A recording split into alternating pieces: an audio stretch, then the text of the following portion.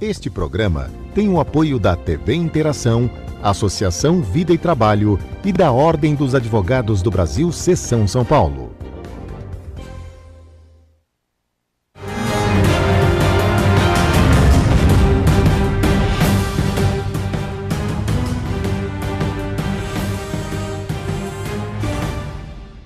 Alô, amigos, bem-vindos ao Gente que Fala. Estamos na TV aberta, canal 9 da NET, canais 8 e 186 da Vivo. Estamos na Rádio Trianon, AM 740 São Paulo. Estamos na Rádio Universal, AM 810 Santos. Estamos transmitindo do estúdio da TV aberta através da nossa fanpage facebook.com/programa Gente que Fala. Estamos ainda na TV Guarulhos, canal 3 da NET em Guarulhos, 11h30 da noite. Nosso blog gentequefala.com.br, nossos telefones 38766146 5052-5555. Participando desta edição de Gente que Fala, economista José Roberto Faria Lima. Faria Lima, prazer tê-lo aqui. O prazer, você sabe, é sempre meu, especialmente com uma bancada tão eclética e até com um poeta na mesa, né? E revendo você. É maravilhoso. Revendo você com a gravata linda já. Também está conosco o advogado Dr. Sérgio Jafé. Prazer tê-lo aqui, doutor Jafé. Prazer é todo meu de estar aqui de volta a essa casa, sempre iluminada de debates que só trazem alegrias para a sociedade e informação. Eu vou deixa eu só aproveitar aqui.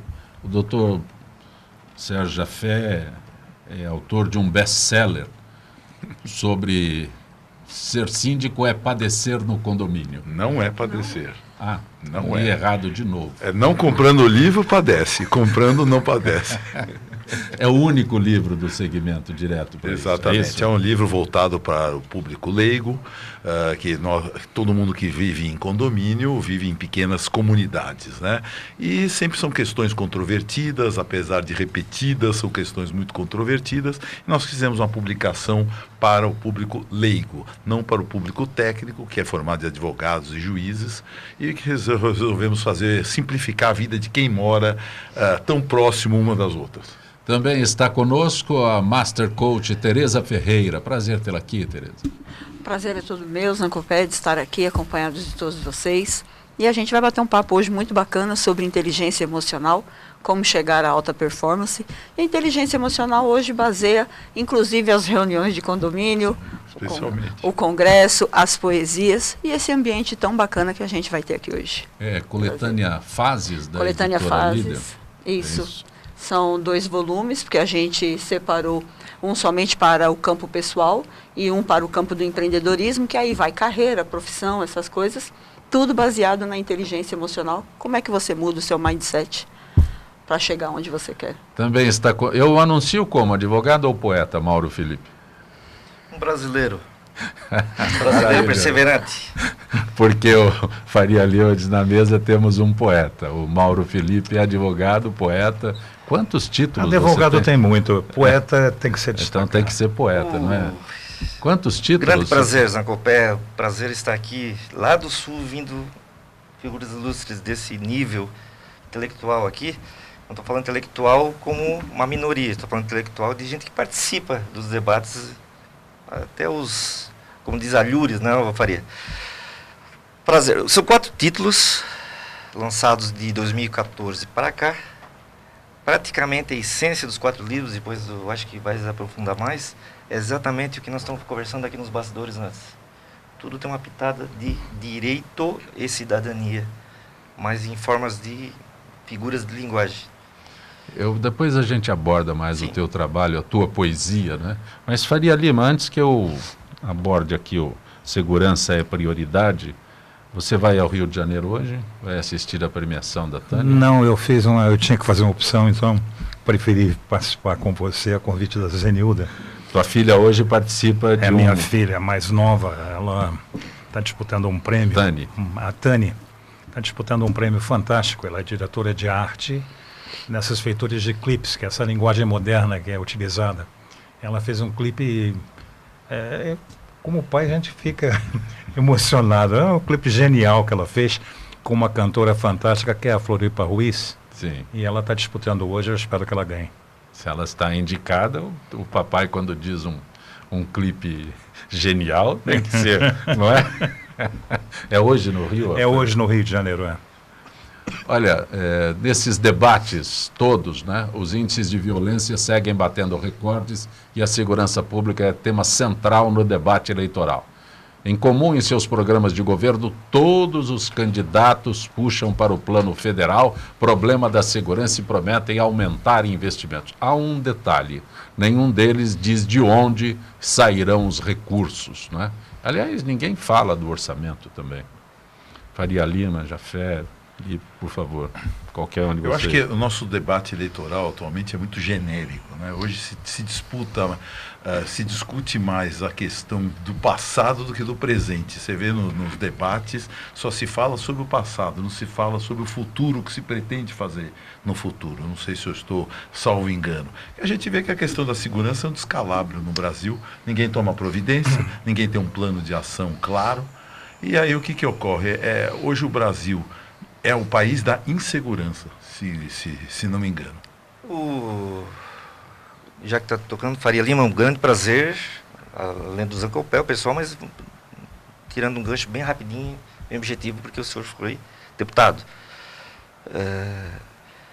O que eu vejo já na geração antecedente do senhor, e o Zancopé aqui com uma experiência, enfim, é que o político hoje no debate eleitoral chega a ser um programa, entre aspas, né, de piadas, demagogia explícita. Eu acho que ele está crendo que aquele eleitor que está ali ouvindo é o mesmo de 4 anos atrás. Então eles estão largando esse negócio de segurança que o Zancopé acabou de falar agora, de como se fosse um conto popular, enfim, que aqueles que vão captar, ao invés de cooptar essas inteligências aí. O que eu acho? A partir do momento que tu lança naqueles poucos segundos a tua ideia, aquele que está ali ouvindo, que são poucos, né? Muita gente já está desligando a televisão, estão achando, aqueles que estão participando dessa informação estão achando, crendo que é lá da época do Faria Lima, enfim, que o pessoal era mais tratado em livros. Hoje não, hoje está esse vício que eu creio que vai ter umas surpresas bastante grandes este ano, pelo que eu estou sentindo, né? Pelo que eu estou sentindo. Pois não, Tereza. O que eu vejo muito, né, nos programas eleitorais, a ausência do plano de governo é exatamente porque os programas eleitorais hoje, ele não vem com essa proposta. Hoje nós temos guerra de marketing. Exatamente. Então, o marketing ele é trabalhado para prender a atenção de quem está assistindo. E prender essa atenção nada mais são do que chaves mentais. Então, qual é a frase que prende a atenção de quem está me ouvindo, que traduza um pouco a realidade dele? E nós, felizmente ou infelizmente, eu não posso falar, mas o brasileiro, ele é um povo muito amistoso. A gente dificilmente parte para a guerra, né? Só que nesse momento nós estamos vivendo a cultura do ódio. Então, ou você me ama, ou você me odeia. Não existe um meio termo. Nesse meio termo, a mídia vem, as empresas de marketing político, vem exatamente para tentar colocar o candidato ou numa posição neutra, o que é perigoso para quem quer marcar lugar, ou numa posição aonde ele consiga trafegar o maior índice possível, principalmente nas redes sociais. Que o discurso dele não comprometa. Discurso dele não comprometa. Mas eu digo sempre que uma eleição, ela vai na rede social, sim, mas ela o interior do país é da onde realmente vem uma grande força, né? Então lá está se discutindo qualquer coisa, menos o plano de governo. Porque será que nós estamos interessados em plano de governo? Para a gente estar interessado em plano de governo, primeiro eu preciso me conhecer. Eu me conhecendo, eu começo a perceber o outro e começo a entender o que seria interessante para mim e para o outro. Então eu paro de olhar o meu umbigo e começo a olhar o todo. Mas nós estamos preparados para isso? Eu estou preparada para saber quem sou eu, para depois saber quem é o Faria Lima? Porque a gente faz ao contrário. Primeiro a gente fica sabendo de todo mundo de fora, para depois a gente olhar para a gente. Só que na hora da briga, o meu primeiro, se sobrar, depois o de alguém. Então, Por isso a ausência dos planos Faria de Lima governo. tem. Não existem propostas, né? A verdade é essa. Existe combate entre candidatos. Isso. Esse é que é o que a senhora está dizendo. Porque Concordo plenamente. publicidade. Antes do Faria Lima, estou curioso nessa tua intercessão, há uma que o próprio Zancopé está notando também, está notando que há uma falta de precedentes históricos no Brasil, inclusive de 78 para cá, 82, Tancredo, etc., das redes sociais. As redes sociais Mas vieram... é muito novo. Isso, as redes sociais lá no finalzinho da Bahia, que eu estive lá agora, Pernambuco, Paraíba, onde cremos, ou credes, que eram as pessoas sempre menos favorecidas, elas estão agora nessas eleições, nós estamos notando altamente atualizadas. Redes sociais são recentes. Quando você implantou a primeira, como é que chama? Primeira conexão em São Paulo, Faria Lima informatizou o Congresso e implantou a primeira conexão na cidade de São Paulo. Quando foi isso? Isso faz tempo já, foi no século passado. Sim. O que acontece é o seguinte, na realidade, se existe alguma coisa que nós precisamos enfrentar, é essa situação que nós estamos vivendo hoje. Pindorama não é para principiante. Essa terra mágica, cheia de curupiras, entende, de gnomos, é um negócio estranho, é um negócio mágico mesmo. Essa sensação que nós temos é uma sensação de insegurança. Nós queremos readquirir o direito de viver sem medo.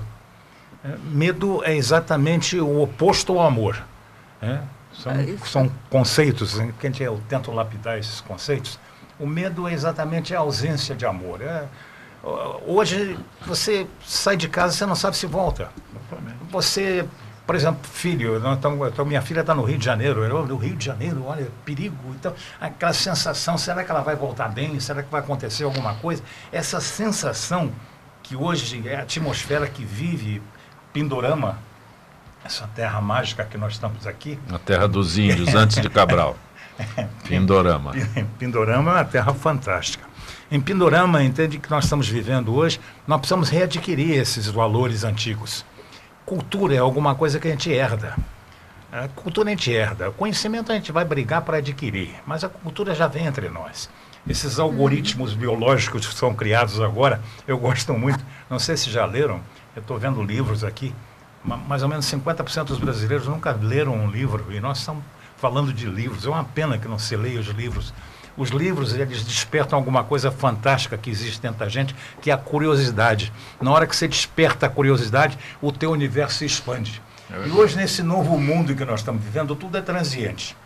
Tudo parece que desaparece. É aquela história do instante em que a eternidade cabe dentro do instante e o instante cabe dentro da eternidade. E a gente vive mil situações. Mas hoje o que precisamos acordar mesmo e sacudir fora é readquirir esse direito de viver sem medo. Exatamente. Nós temos que readquirir esse direito de viver sem medo, senão nós não vamos para lugar nenhum. Agora, como viver sem medo se você tem um órgão máximo da justiça brasileira que só vai idas e voltas, quer dizer, muda de entendimento como se muda de roupa. Sérgio, então isso aí causa também uma insegurança. Se você tem insegurança jurídica, quiçá a segurança civil. Sérgio, nós estamos vivendo um fenômeno interessantíssimo. Nós estamos hoje com uma população de 7 bilhões e meio. População totalmente integrada hoje dentro desses aparelhozinhos aqui, que captaram todo o conhecimento dos últimos 70 mil anos da humanidade, né? Está tudo aqui. E nós estamos mais perdidos do que cachorro em dia de mudança. Verdade. E sem saber o que vai acontecer. E completamente perdidos, nós estamos perdidos. E essa explosão que está acontecendo, nós estamos num confronto, numa encruzilhada. A gente não pode falar, a lei eleitoral proíbe, é uma censura total. Mas nós estamos a menos de 15 dias de discutir o destino que nós queremos. Ou um destino em que exista liberdade, e se não existir liberdade, nós estamos fadados a desaparecer. Os gregos já diziam isso, que quando uma obra de arte é reproduzida pela segunda vez, começou a decadência. Nós estamos vivendo uma espécie de uma decadência, porque todo o conjunto de informações que é produzido hoje em minutos, e que era o conjunto que existia desde 70 mil anos hoje, é controlado hoje totalmente por algumas centrais. E isso nos deixa completamente atordoados. Faria Lima, desculpa a interseção de novo.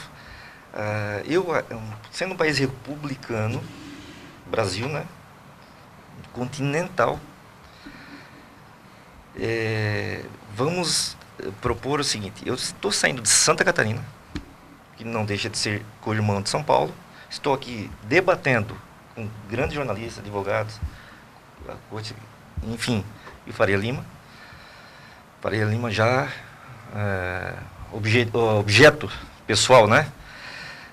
A mesma situação que nós queremos lá no Sul, que seria diferente a nossa realidade lá, né? E o Faria Lima aqui está falando em São Paulo, justamente não uma busca essencial de estados ou de locais como a Bahia, né?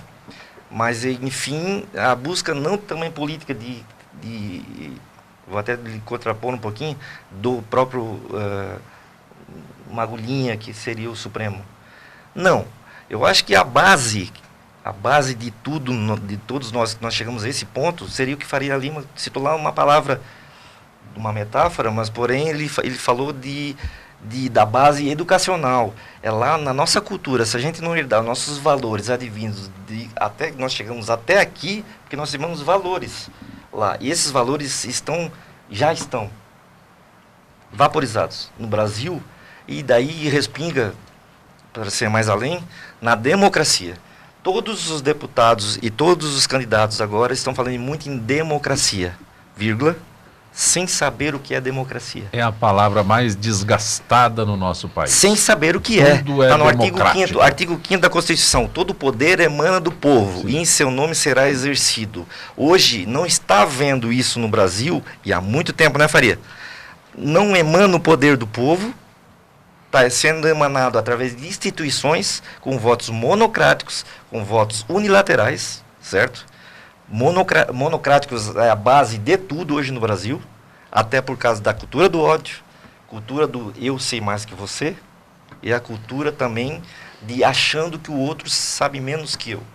Então, por exemplo, aqueles constituintes hoje deveriam reformar já, né? Está no tempo, né, Faria? O Faria pegou a Constituição de 60... Eu peguei, nós fizemos, entende? Eu cheguei lá na década de 70. 70, né? Fiquei 70, a década inteira. Nós somos privilegiados. Essa caminhada humana é uma caminhada muito intensa, muito rica. Os valores, isso que você falou é importante. Eu sempre aqui nesses programas, quando eu tenho oportunidade, eu tento fazer uma certa distinção entre ensino e educação. E conto algumas histórias das nossas heranças e das comparações com entidades e instituições, como as instituições da igreja, a instituição da escola, entende? A instituição da família, que são as 3 principais instituições que nós criamos como seres humanos, né? Sociedade. E pego, entende, as 3 Américas, para pegar o novo mundo, né? Aquele que dizem que foi Colombo que descobriu, na realidade os vikings já tinham descoberto antes. O pessoal lá, entende, lá da Espanha, do Cocuruco da Espanha, também já tinha chegado aqui lá nas Américas há muito tempo. Mas pega, vamos supor, a cultura inglesa, a espanhola e a brasileira, a portuguesa brasileirada, né? Então, das instituições, a mais importante na América Inglesa é a escola. Os Pilgrims fugiram por perseguições religiosas, chegaram naquele país maravilhoso. O que eles fizeram? Montaram uma escola onde se ensinava métodos, práticas e se educava. O que é educar? É criar valores, é uma escala de valores, né? Deus, a vida, coisa mais importante. Nós estamos falando aqui de segurança. Por quê? Porque esse valor da vida, hoje no Brasil, não vale um tostão. E a vida é a principal das instituições. Então, Deus, vida, família. Vamos voltar, então, nessa comparação das 3 culturas. Os Pilgrims montaram a escola e foram caçar peru para fazer o Thanksgiving, que é a principal festa deles. Na América Hispânica, qual é a principal das instituições, dessas 3 que eu falei, da igreja, da escola e da família? É a igreja. Você vai na mais paupérrima das escolas lá, você tem um altar todo cravejado de prata, não é ouro, é prata, e de esmeraldas, né? Esmeraldas, os caçadores de esmeraldas lá. é a igreja. E aqui na nossa América Portuguesa, qual é das 3 instituições a mais importante? É a família. Pega a Casagrande Senzala, Gilberto. O primeiro filho ia ser treinado pelo pai para substituí-lo no comando da fazenda. O segundo ia ser doutor lá nas Europas. Ia para as Europas, se formava doutor e voltava. Mas a maior alegria do pai era quando o terceiro filho era ordenado padre e rezava a missa na capela da fazenda. Aí você pega esse processo que nós estamos nos degladiando hoje, dessas entidades novas que estão com a religião. Então você pega um comunista como Niemeyer. Ele fez Brasília, não fez Brasília? O que você tem lá no Palácio da Alvorada? Uma capelinha. A Dilma quis transformar num escritório, mas era uma capelinha. Você pega lá, a esplanada dos ministérios, nada mais velho do que a esplanada dos ministérios. Todos os ministérios do mesmo tamanho, tudo igual, tudo padronizado, mas você tem uma catedral lá. Se você quiser destruir a América inglesa, você destrói a escola. Se quiser destruir a América hispânica, você destrói a igreja. E se quiser destruir o Brasil, você destrói a família, que é a base, é o berço de tudo. Mas é isso que querem fazer hoje. É lógico, tem uma determinada rede de televisão que surgiu já antes, e se consolidou antes, e agora está sendo questionada em relação às novas redes sociais, que permitiu uma certa valorização da opinião individualizada de cada um, para que cada um pudesse expor o seu problema. Mas aí o Humberto Eco diz, olha, quando liberaram a internet, o que surgiu de idiota, né? E eles descobriram que era a maioria, então infestou o processo todo. Mas tem uma rede de televisão aí que faz na novela das 6. Humberto Eco, entende a apresentação, entende? Eu vi isso aí, eu fico pensando no meu tempo, como mas você fala. As origens do Humberto Eco foram estas. Foram exatamente esses questionamentos. Isso vem desde a Grécia Antiga. Sim. Você fala em democracia, vamos começar sobre origem do poder? São 2 as origens do poder, porque tudo é booleano, tudo ou é ou não é. Sim. Origem do poder. Ou é divina, Deus chega e diz assim, é você, escolhi você. Você é o homem, você vai tomar conta. É a origem real, não é? A monarquia vai é assim. Fazer arca. Já a monarquia. Homero, isso aí. Aí apareceram os tais de céticos. Céticos eram um grupo de pessoas que questionavam o óbvio, diziam assim, como é que eu, sendo parte, posso entender o todo assim, de uma hora para outra? Então eu vou entender esse todo, entendi devagarzinho. E votavam como? Votavam com ostras, na res pública, na praça pública. E para quê? Porque em algum momento você precisa de uma certa verdade para construir alguma coisa concreta. E aqueles que perdiam pegavam as ostras e iam para os ostracismos durante 8 anos para permitir que aqueles que tivessem ganho, então tivessem a oportunidade de implementar suas ideias. Isso vem desde as origens dos tempos. Então nós tivemos aqui no Brasil esse problema que nós não conseguimos ainda, porque o país é mágico, é pindorama, a gente não consegue saber o que é realidade do que é o ideal. Agora tem o gate aí, esse grande gate da internet aí. Vamos passar por esse gate e nós vamos para o mundo virtual. Só que nós carregamos para esse gate tudo aquilo que existe dentro da gente. Ela vai falar dessa inteligência certeza. Emocional, que são algoritmos não biológicos, né? Que são interessantíssimos, mas nós estamos carregando tudo. Então nós estamos levando para essa tal de internet, para essas redes sociais, todos os problemas do passado que nós vivemos. E não existe mais aquela especialista nisso? Tereza, né? Sim. Com PH, hein? Tereza muito importante. O H é muito importante. E claro que eu não vou esquecer mais, porque a ferrovia Tereza Cristina passa pela minha cidade, pelo meu estado. A mãe importância da Tereza é da Cristina. Com H? Com H. Captando o que o Faria Lima falou, existe hoje uma ansiedade generalizada desde lá de dentro do lar até no próprio trabalho. Existe o excesso de informação vindo para extrapolando de informações vindo pela internet, que nos já faz esquecer que segundos depois o que nós estávamos aprofundando como direito imobiliário. Existe já o próximo. A jurisprudência muda de segundos em segundos. O que acontece? Essa prioridade nossa, que seria a base, que é onde vai nos fortalecer energeticamente, inclusive, saúde, problemas até intestinais, como diz o ditado, seria essa base de sair de casa bem. O que o Faria Lima falou? Saindo mal, já gastou metade do café da manhã que tomou, já em em ansiedade. Mas o clima que nós vivemos aqui no Isso, Brasil, atualmente, não a partir do permite momento que sair você está muito numa alegre. cadeira de Esse é o escritório, problema. e já faltam 70% dessa energia. Mas- Quando eu vou conversar com o Zacopé, ou com a doutora, que faz a senhora faz o... Desculpe se chamar de senhora, mas pela profissão, faz o inverso, né? Que é o coach inverso de trazer, né, Faria? Trazer ao contrário. Quando a gente tenta trazer ao contrário na nossa geração, para os mais novos, a gente esbarra justamente nesses fakes, essas... aí nós ficamos... Tipo, Mas, Zacopé, mas, com o a gente, microfone na mão. mas a gente não esbarra.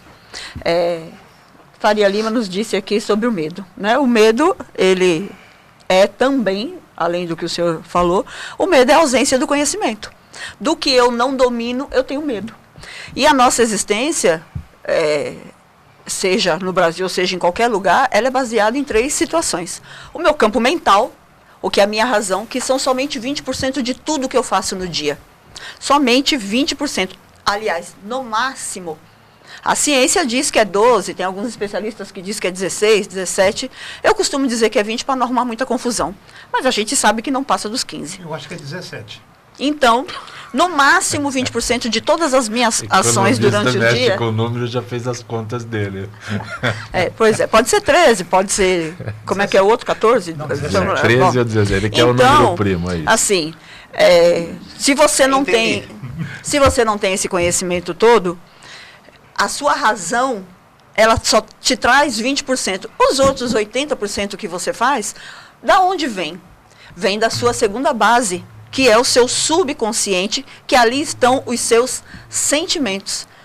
Tudo que a sua mãe colocou em você quando você era pequeno, os seus colegas, os professores, os amigos, aquilo tudo que você aprendeu do 0 aos 9 anos. Porque a partir dos 9 anos os filtros fecham e aí eu começo a ter a minha verdade. Só que há de se entender o seguinte, os médicos, a ciência diz o seguinte, que eu carrego no meu DNA traço de 7 gerações. Então eu tenho visivelmente eu tenho um pai, mãe, avô, avó europeus, né, descendência europeia, mas eu posso vir com uma cutis morena, negra, se até a minha 7ª geração tiver um traço desse no DNA. Só que também agora a ciência já estuda e já tem casos comprovados que eu também trago traços das histórias de 7 antecedentes, da minha ancestralidade. Então, de mim até a minha 7ª geração, nós estamos falando de 300 pessoas. 300 pessoas entendendo o que é o amor ou não entendendo, 300 pessoas sendo amada ou não sendo amada, 300 pessoas sendo escravizada ou não sendo escravizada, e isso tudo está onde? No meu subconsciente, que é 80%. E o terceiro tripé é exatamente a espiritualidade, que tem gente que chama de espiritualidade, tem gente que chama de religião, cada qual dentro do seu quadrado, que está no meu inconsciente. Então, a minha razão, eu tenho acesso, por isso a gente diz que a nossa realidade é a gente que cria, só que cria baseado em quê? Em 80% que eu ainda não domino. E baseado em algo que eu nem sei, porque assim, ninguém voltou para dizer o que verdadeiramente acontece, né, depois que eu morro. Porque cada religião, cada crença, cada um traz o seu conhecimento. Então, esse medo que nós estamos vivendo agora, essa estabilidade que nós estamos vivendo agora, por exemplo, eu tenho uma filha de 11 anos, Eduardo, até mamãe quer mandar um beijo para você, filha. A minha filha, ela tem a informação aqui, na palma da mão, no touch. Não é? Eu, com 11 anos de idade, eu me lembro que o jornal chegava em casa uma vez na semana e olhe lá, e eu só pegava o diarinho, né? Eu sou de Santo André, eu só pegava o diarinho. Então, se as pessoas não leem, porque já veio essa cultura de não ler. Essa cultura vem do meu pai, vem da minha ancestralidade. Não vem de fora, vem de dentro. Só que a minha filha, ela tem toda a informação aqui na palma da mão. Mas essa orientação, ou parte de mim, que sou mãe, ou parte do pai, ou parte da família, do professor, de alguém.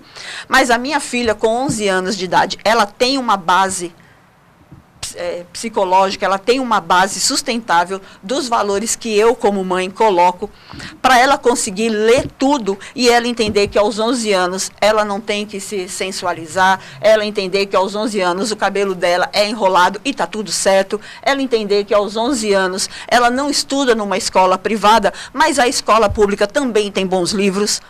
Pode não ter condições de passar o conteúdo daquele livro efetivamente para o aluno, mas também tem bons livros. Então, essa criança de 11 anos estava preparada para o mundo de informações que nós temos. Nós, com 40 e tantos anos...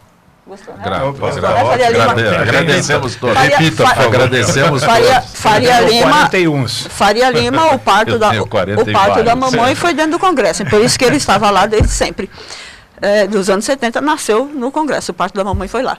Então, nós estávamos preparados, porque quando a gente vê um fake news aqui na rede social, a gente tende a acreditar mais no fake news do que na verdade. Mas por que a gente tende a acreditar? Justamente porque a gente flutua para lá e para cá, porque a base pela velocidade aqui... também, né? A velocidade da informação. Pois você não tem tempo, às vezes, de checar a informação. Só que aí muitas vezes a gente acaba repassando aquilo sem querer, sem maldade, mas é a velocidade. Então, mas aí é que está, sem maldade, sem maldade no pensar na minha razão aqui. Mas lá você quer causar um burburinho. O que a Tereza falou. Coisa de repassar. Né? Pois você quer causar um burburinho, porque você quer fazer parte integrante de um todo. Quer trazer uma notícia. O que eu achei maravilhoso o que a Tereza falou. Não. Eu achei maravilhoso o que ela falou. Na realidade, nós trazemos dentro de nós as próprias respostas que nós procuramos. Sim. Porque na realidade... Então precisa acessar. O grande problema, às vezes, mais do que 1000 respostas, uma boa pergunta feita é aquela que dá aquele clique de despertar tudo. Quer dizer, o teu pensamento, aquilo que você falou, isso é Platão, né? Pensamento, estômago, aquelas divisão de 3 para partes. cima, né? para baixo, né? e aqui a o parte equilíbrio. intestinal, a parte sexual, todo o processo, todo o selvagem que existe entre nós. Aí é todo um processo muito complexo para chegar lá. Mas você veja o seguinte, os pensamentos é que orientam. O senhor não pode sair do microfone dessa forma. Posso, por que não? Você não deixa? Ele é insensível. Não te ouve. Ele é sensível. Virou para ele não O nosso é insensível. Eu estou mal acostumado, faz tempo que eu não uso o microfone. Você veja o seguinte, os nossos pensamentos, eles motivam as nossas emoções. As nossas emoções, elas despertam os sentimentos, foi o que ela falou. É a vivência. Que gera o comportamento que faz a ação. Esses sentimentos, entende? Eles provocam basicamente os desejos, as emoções e as vontades. E aí é que nós temos que ter o controle de nós mesmos para que a gente não crie as expectativas, porque a expectativa é que nos deixa extremamente tensos. Isso é Siddhartha, isso é Buda, isso é coisas que vêm de você entrar em alfa, de você se mentalizar para você ter. O que eu brinco aqui também sempre é o seguinte, toda vez que a gente atinge um determinado patamar de tecnologia, a gente fica excitado, porque nós somos seres em evolução. Na realidade, nós somos seres em evolução. O que é o nosso objetivo de vida? Eu acho que o nosso objetivo de vida é voltar ao reencontro. Nós temos que reencontrar. Faço umas brincadeiras, entende, com o Zancopera aqui há muito tempo, do tudo, do Big Bang, do nada, todo esse processo que a gente fica discutindo, entende, a exaustão e não chega a nenhuma conclusão. Mas toda vez que você chega a um determinado cume tecnológico, descobrimos o fogo. Poxa, que fogo, olha que coisa maravilhosa. Não vamos estar mais, entende, lá no limite mais baixo da cadeia alimentar. Não vamos ter que catar os restos das hienas, porque com o fogo a gente vai dominar o fogo. Aí depois a gente foi andando, descobrimos uma roda. Que a roda, você sabe disso, você é poeta, advogado, mas você sabe também então, que a roda era quadrangular. Em Portugal eles fizeram triangular e depois é que virou redonda. Mas você, então, aí descobriu... Eu preciso falar com a Kátia. Só para terminar esse trechinho rápido. Por favor. Aí você tem a roda. Depois vem a metalurgia. Hoje nós estamos extasiados com essa informática. Eu estou muito preocupado com tudo isso, que depois que sair desse extasiamento, quem vai ser o nosso sexta-feira, entende, para nos permitir continuar caminhando. Eu preciso da gentileza dos senhores para conversar com a Kátia Reis, da FIPESP. Kátia, boa tarde, Kátia. Boa tarde, Zancopé. Boa tarde aos participantes do programa e ouvintes do Gente que Fala. Informações para os associados da Associação dos Funcionários Públicos do Estado de São Paulo. Associados da FIPESP agora têm um serviço de beleza exclusivo. Qual o endereço desse salão, Kátia?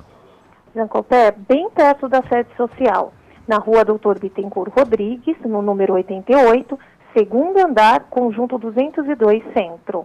O espaço é moderno, confortável e exclusivo para associados e dependentes.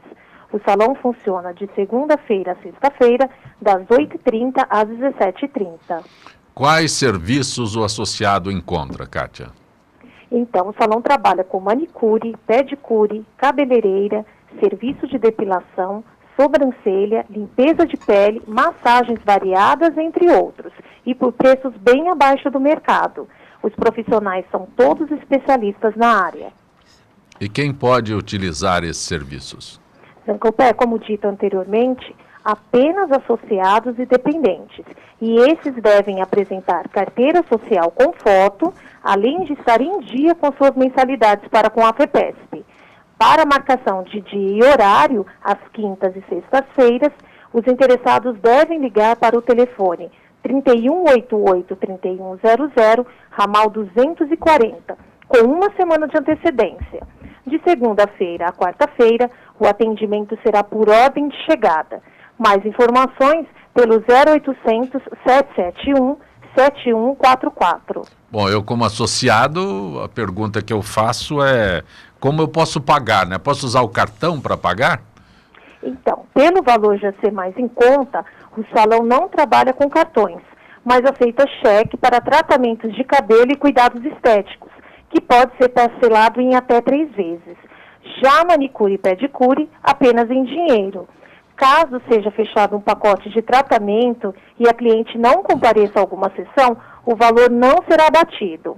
E vale lembrar que todas as unidades regionais da FEPESP do interior oferecem serviços de beleza e estética aos associados.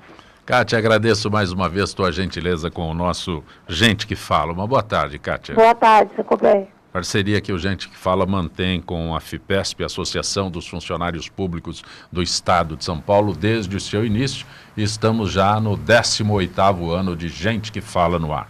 Participando hoje o economista José Roberto Faria Lima, que sai daqui direto para o Rio de Janeiro para assistir a participação da Tani, hoje nos clipes, né? E também o advogado Sérgio Jafé, especialista em direito imobiliário, autor do livro Ser Síndico Não é Padecer no Condomínio. Acertei? Acertei, agora, pelo menos uma vez. Também a Master Coach Tereza Ferreira, que é coordenadora da coletânea Fases, da editora Líder, e o advogado e poeta Mauro Felipe. Mauro Felipe, você tem 4 títulos. Como é que nos dias atuais alguém se propõe a escrever poesias e tudo mais? Sim, sim. Aqui não dá para fazer detalhes aqui. O vidro da janela tornou-se o elo entre a rua e o meu lar singelo. Vem chegando algo sobrenatural. Em pouco tempo a rua ficou alagada, já não distingui o meio-fio da calçada. Pareceu um mundo em estado terminal. Quando criança tudo era intacto, diferente. Não temia a natureza sempre imponente. Tudo escoava após o temporal. Mas ontem passou como o dilúvio de agora, incrédulo e medroso, o indefeso chora. Sobrou lama e morte, findou o valor virtual, triunfal. O radialista preparava-se para mais um plantão. Nem terminara de anunciar o anterior aluvião. Apenas assistiu ao troco da natureza ao humano letal. Não sei se interpretei bem tua poesia aqui, mas por coincidência estava aqui o radialista no dia do rádio transmitindo a informação. Você foi muito enfático. Você foi Muito enfático. Valorizou o belo trabalho. Os finais, os pontos Sim, principais sim. de uma musicalidade de uma poesia, de um poema, como ele citou. Eu abri ao acaso o livro aqui. Tipo, desde lá do Gregório de Matos até o próprio Guimarães Rosa. Então, existe a tonalidade em certas frases que chamam a atenção do senso crítico. Agora, se lê simplesmente qualquer texto, até um texto mesmo feito pelo doutor aqui, que eu também tenho essa minha especialidade, se lê com outros olhos, de desinteresse, já vai, a página vira e não sabe o que é condomínio. Exemplo, né? Esse é um exemplo de título, que esse texto aí é do livro Humanos. Humanos é o título. Exatamente, eu fiz em formas... Acho que eu não abriria de novo. Formas de linguagens. Por exemplo, lá eu não quis falar numa tempestade de aluvião, de enchente, de Mariana, que eu tenho um texto de Minas e Marianas. Também tenho. Aí eu quis falar que daquela tempestade que eu estou vendo na rua, que quando éramos crianças, Faria Lima fez uma filosofada, né? Bonita agora, chamando Platão. Quando nós éramos crianças, aquela tempestade que nós horrorizávamos e íamos para baixo da cama, ou fazia figuinhas, era a tempestade, entre aspas, de novo, quase um pleonasmo, natural, que era previsível, mas que passavam nas estradas, vinham os pardais, os canarinhos a cantar de novo. Hoje, qualquer uma tempestade provocada por humano, as ações dos humanos, é desastre. Tanto é que eu encerro já homenageando vocês. Hoje é dia do radialista, por acaso? Dia do rádio. Dia do rádio? Dia do Marconi, rádio. Fundador. Então foi uma... Deram um chapéu no padre lá no E hoje as tempestades se concentram em Brasília. Sim, né? O que acontece? Essa tempestade que eu quis falar aí, sim, não é uma crítica, enfim, da própria erosão de barro correndo. Desculpe se eu não interpretei bem o teu texto, mas eu quero saber o que leva alguém a escrever poesia. Poesia é um estado de espírito. É sensibilidade. É um estado de espírito. Mas você tem 4 títulos. No Brasil, escrever um livro é um ato heróico. Você tem 4 títulos de poesias, né? É mais do que um heroísmo. Agradeço em nome de todos os poetas, que todos os meus 4 prefácios, Faria Lima, já vi que o senhor é um grande leitor, já anotei também, todos os prefácios eu bato na mesma tecla que eu não me considero um poeta. Se me considerarem é uma terceira pessoa, mas eu não me considero. Eu apenas estou tentando me sensibilizar um terceiro, sem intuito lucrativo, porque eu tenho a minha profissão, novo colega aqui. Sou advogado.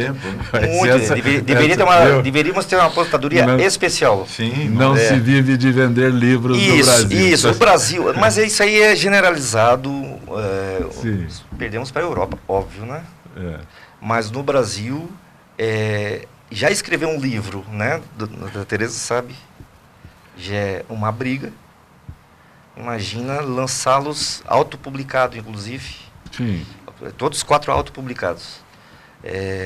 Em função de um tema que é poesia, que graças a Deus agora, eu não vou citar Deus porque também tem um estado laico aí, Deus, graças às forças dos amigos, inclusive, né? Olha, sem Deus, tudo é permitido. Graças a Deus que existe Deus. Deus, aí eu chamo de graças. E é o doutor Mauro, né? Não, cuja advocacia se completa com a poesia. Escrever a poesia, para encerrar a tua pergunta, óbvia, é estado de espírito. Sim. Puramente estado de espírito. Eu não consigo escrever. Transcendência. Falou a palavra que eu ia chegar. Eu prego todos esses assuntos, inclusive que a Tereza. Agora é Tereza, antes era a senhora. Mas com TH. Com TH. Sempre com TH. Sérgio, eu transponho no pensamento crítico.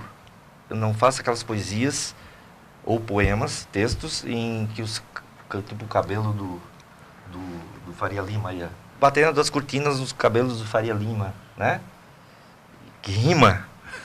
Porém, não, o meu já é todos os 25 anos de bancada. Sim. Inclusive o conhecimento que ele passou agora, o doutor Ielas. Eu trabalho em cima desses valores em outras figuras de linguagem. Essa transcendência que ele falou, se pegasse, Mauro, pega um caderno agora, uma caneta e escreve um texto do Faria Lima. Não conseguiria.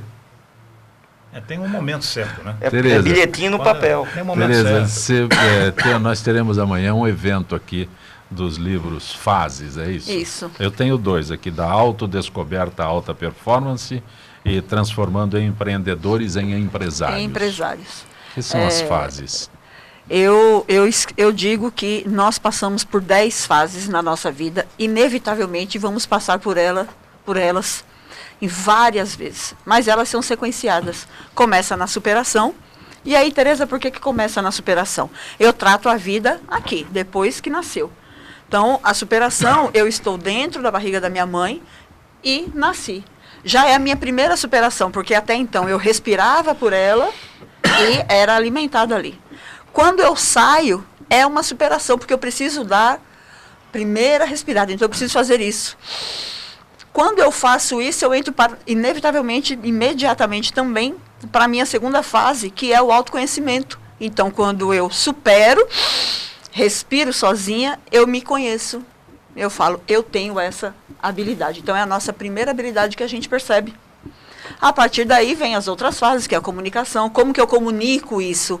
O médico me dá logo um tapa, então o meu primeiro aprendizado já vem com um tapa. Já vem no tranco. Então eu comunico, e essa comunicação ela é muito importante, porque nós trabalhamos em 2 canais de comunicação, que é a intrapessoal e a interpessoal. Para eu fazer a interpessoal, eu preciso entender a intrapessoal. Preciso me comunicar muito bem comigo, para poder me comunicar bem com a outra pessoa. E aí a gente finaliza na área da saúde. E essas 10 fases, elas contemplam 5 áreas necessárias e percebidas pelo ser humano. A primeira é essa saúde mental que a gente fala, né? Esse corpo que nós temos, essa razão. Segundo momento, a primeira coisa que a gente nos é ensinado, se não é nos ensinado claramente, a gente percebe logo que é a nossa vida financeira. Seguido disso vem a nossa vida profissional, a nossa carreira. Aí vem a espiritualidade e aí vem a família. Então, essas 10 fases, elas acontecem. Várias vezes nós vamos superar, várias vezes nós vamos comunicar, nos conhecer, baseando essas 5 áreas da vida. O que é o CARD Fases? O CARD vem exatamente para complementar o livro, porque o livro foi, assim, graças a Deus, um sucesso. Nós vendemos 3.500 unidades de cada volume em 45 dias. Sou eu e mais 10 coautores. Esses coautores, eles vêm exatamente para dizer como que eles perceberam as fases que eu falo e que eles realmente passaram por isso. E o CARDS, como às vezes é muito desafiante você procurar um profissional, você passar por um terapeuta, por um psicólogo, por um psiquiatra, por um coach, ou até por um amigo, porque nós não gostamos de ouvir. Né? O amigo vem falar, porque eu não estou bem, não sei o quê. A gente já fala logo, ei, menino, então, se eu contar minha história para você, então... Você chora. Diante dessa dificuldade, os cards são 145 cartinhas, com perguntas. E na hora que você fizer aquela pergunta automaticamente entra em você. No curso, onde será esse evento? Não, amanhã é o lançamento será? Na Livraria Cultura, do Shopping Bourbon. Nós vamos estar lá para comemorar a venda, né, do livro e para lançar os cards, que é para completar para quem tem condição e também para quem não tem tempo, não tem dinheiro, ainda não se percebeu.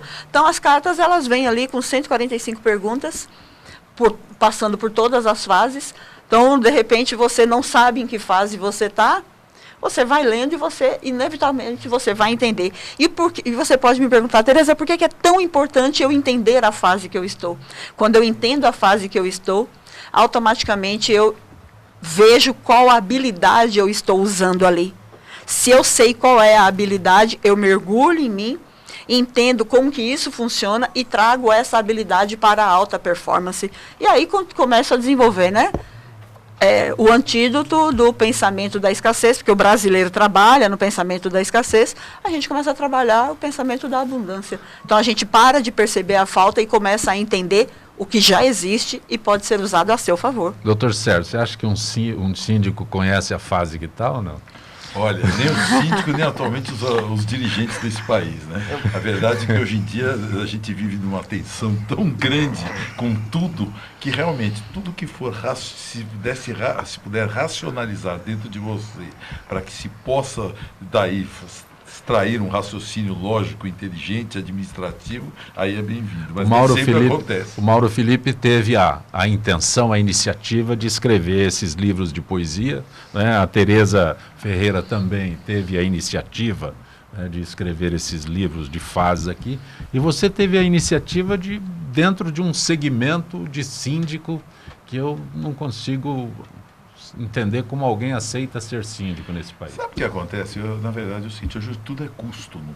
Tudo é custo. A nossa vida hoje é regida à base de custos. Então, muitas vezes, a pessoa prefere se indispor ou aquela com outros condôminos para dirigir o condomínio, para propiciar menos custos, e outro, até pensando no custo pessoal, que deixa de pagar o condomínio, até por um valor pequeno, mas prefere se desgastar para ter a isenção. E, de outro lado, pensando também na própria comunidade condominial. Porque o que acontece? Você pega síndico, por exemplo, deixa um prédio maravilhoso.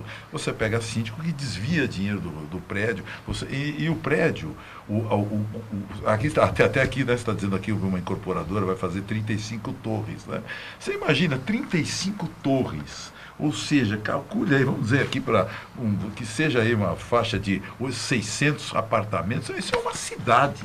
Isso é uma cidade, 600 apartamentos com 3, 4 pessoas em média de cada apartamento ali. Não, um Copan, quer dizer, imagina um universo de pessoas, de espíritos, de ideias que trafegam em poucos metros, uns ao lado dos outros. Então, realmente precisa saber dirigir uma estrutura como essa. Então, Sérgio, tem um status na coisa também, né? Eu digo sempre que a pessoa faz as coisas por 4 motivos. É Miri Lopes, mas eu adiantei, porque a gente dá aquele peteleco na coisa. É amor, temor e convicção, e eu coloquei o interesse. Existe também o interesse de buscar o status. Então, aquelas pessoas que querem o status. Eu sou o dono do prédio. O cara que é síndico é mais do que o proprietário. E se for síndico argentino, aí pior ainda. Não, e agora o síndico pode, inclusive, interferir numa construção, numa obra dentro da unidade. Ô Sérgio, até por questão de Sérgio Jafé, a Renata de São Vicente pergunta quais os direitos que o proprietário tem sobre um imóvel tombado.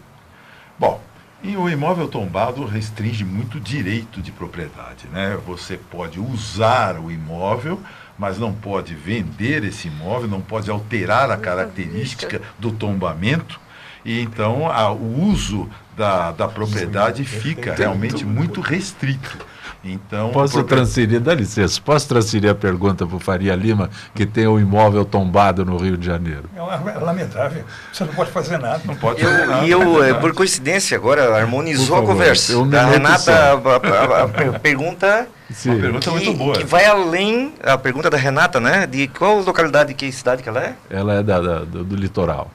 São Vicente. Renata, aqui, olha como harmonizou, mas é oportuna e eu vou mais além. Eu já vou dar uma de Faria Lima aqui, vou filosofar. O problema em si, na legislação do tombamento, que é arcaica, eu fiz várias defesas, porque a minha terra, a minha cidade lá, inclusive toda a região, é Uruçanga, Santa Catarina, capital do vinho. Lá, os Faria Lima. Por favor, conclua o raciocínio, Faria Lima, porque nós estamos eu estou num nível teu de vinho, talvez, não mas se eu vou ser sincero, se depender de trazer vinhos de coração, eu lhe trago. Primeiro milagre. Se depender, não vou entrar numa crítica. Felipe, você tá... Mas toma muito vinho, tomba. Mas assim, daí tomba. Aí eu respondendo a pergunta da Renata, para não cair fora do... Que não deixa... o livro dele não deixa de ser uma literatura. Sim, lógico, jurídica. É altamente técnico. Há os interesses. No caso da pergunta da Renata, agora eu vou farear, limar. Sim. Eu vou... verbo, né? Verbo. O que acontece? Existe uma legislação arcaica do tombamento em si, que o Faria Lima também falou que é vítima, porém, vamos mais além. Quando eles falam o tombamento em si, a lei é maravilhosa. Menos para o proprietário. Do IFAM, etc. Mas para o proprietário, talvez, lá na raiz da legislação. Mas, porém... O papel número 2, que é o principal da lei, que é onde entra o Estado, não existe. Não acontece. Entra o Estado, acabou. Não existe. Então é a Renata.